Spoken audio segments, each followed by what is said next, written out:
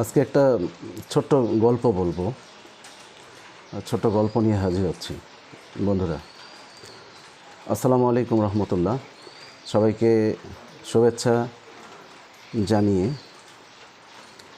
গল্পটা শুরু করছি আমি। তো গল্পটা এরকম যে এক বৃদ্ধ মহিলা, তার দুটো পাত্র ছিল পানি আনার জন্য। তো তার মধ্যে একটা পাত্রে একটু সূক্ষ্ম ত্রুটি ছিল, পানি চোয়াতো। তো উনি যখন দূরে পাহাড়ের ঝর্ণার থেকে পানি আনতে যেতেন, পানি নেয়ার পর তার বাঁকের দুই দিকে পাত্র দুটো ঝুলিয়ে নিতেন। তো জলাধার থেকে বাড়ি আসা পর্যন্ত যখন বাড়িতে পৌঁছেন উনি, তখন দেখেন যে ওনার একটা পাত্র পরিপূর্ণ থাকতো আর একটা পাত্র অর্ধেক ভরা থাকতো। তো এই জন্য যে পাত্রটা ভরা থাকতো সে পাত্রের গর্বের শেষ ছিল না, আর ত্রুটিযুক্ত যে পাত্রটা ছিল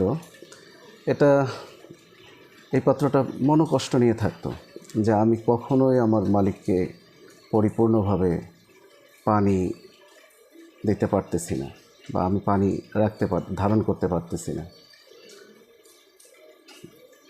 এভাবে 1 বছর যায়, 2 বছর যায়। তখন ত্রুটিযুক্ত পাত্রটি একদিন দুঃখ করে তার মনিব ওই বৃদ্ধা মহিলাকে বলে, যে তার কষ্টের কথা বলে যে আমি তোমাকে পরিপূর্ণভাবেই পানি ধারণ করে দিতে চাই, কিন্তু আমার ভিতরে সূক্ষ্ম একটা ত্রুটি থাকার কারণে আমি সেটা পারি না, এজন্য আমার খুব কষ্ট হয়।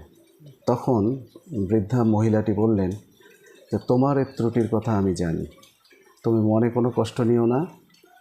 তুমি কি খেয়াল করেছো যে আমরা যে পথ দিয়ে আসি সে পথের পাশে কত সুন্দর সুন্দর ফুল ফুটে রয়েছে?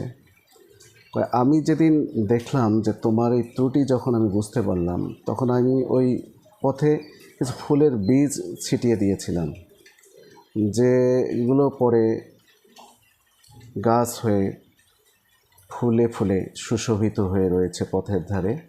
আর আমি সেই ফুলগুলো তুলে এনে বাসায় আমার ফুলদানিতে টেবিলে সাজিয়ে রাখি। এটা কি তুমি খেয়াল করেছো?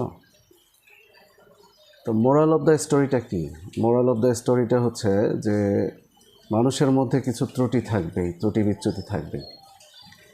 এই ত্রুটি বিচ্যুতির মাঝেও তার কিছু সৌন্দর্য রয়েছে, যে সৌন্দর্যটাকে যদি বিকশিত হতে দেয়া যায় তাহলে সমাজ সুন্দর হবে, দেশ সমৃদ্ধ হবে।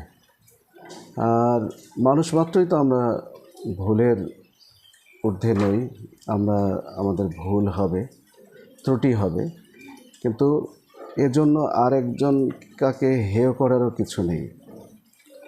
তবে আমি এটা বলছি না যে যারা দেশ, রাষ্ট্র, সমাজের ব্যাপক ক্ষতি সাধনে সম্পৃক্ত তাদেরকে আমি কিন্তু সাপোর্ট করতেছি না। এটা আমি বলতেছি প্রত্যেকটা ইন্ডিভিজুয়াল, এই প্রতিটা ইন্ডিভিজুয়ালের, আমাদের প্রত্যেকটা মানুষের যে ত্রুটি বিচ্যুতিগুলো আছে সেটার কথা বলতেছি, যে এটা নিয়ে লজ্জিত হওয়ার কিছু নাই। এগুলোকে আমরা ওভারকাম করে আমরা যদি তার ভালো গুণাবলীটাকে বিকশিত হওয়ার সুযোগ দেই আমাদের সমাজ, রাষ্ট্রে, তাহলে এটার সুফল আমরা রাষ্ট্রীয় ব্যবস্থায় পাব। ধন্যবাদ বন্ধুরা, ভালো থাকবেন। আজ এ পর্যন্তই, আর একদিন আপনাদের সঙ্গে কথা হবে।